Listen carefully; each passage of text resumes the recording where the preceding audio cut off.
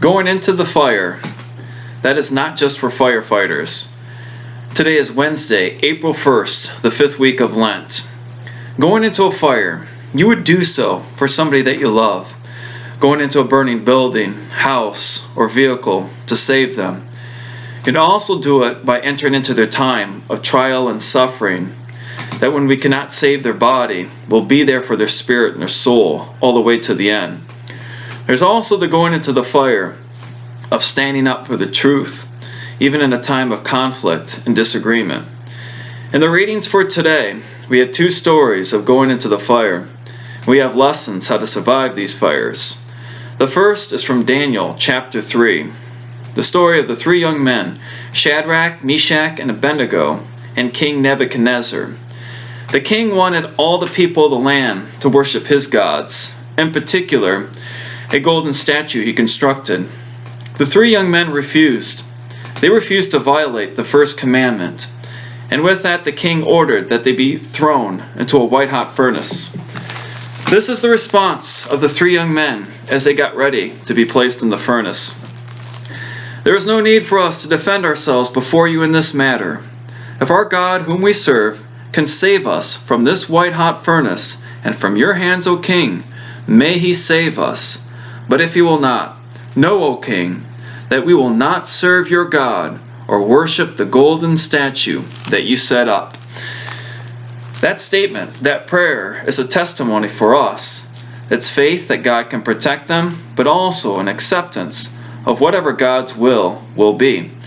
They were thrown into the furnace, and afterwards the king checked in on them, and instead of being dead, they were alive and well, singing and praising God.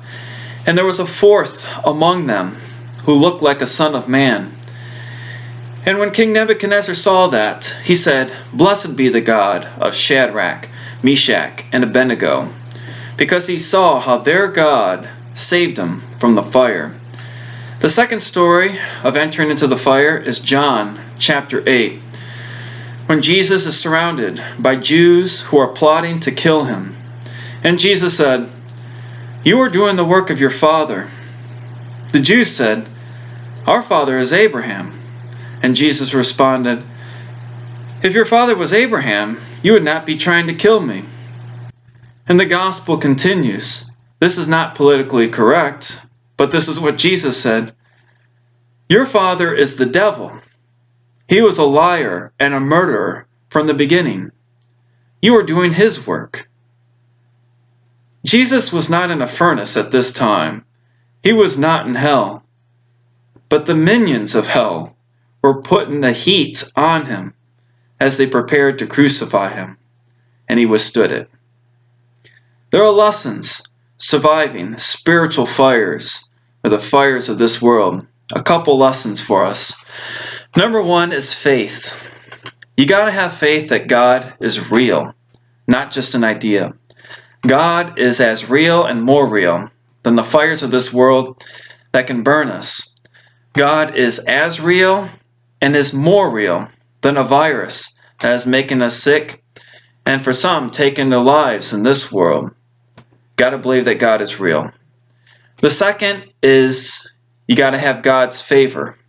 And there are ways of getting God's favor. This is why we have our children, our babies, baptized right from the beginning so they can have God's favor. Why we are sacramentalized as Catholics. Why we pray. And also, we can achieve God's favor by just saying, "Let your will be done, Lord. I am your humble servant. Do with me as you will." And God will protect us. So, call that fire safety, spiritual fire safety, lessons from today's readings.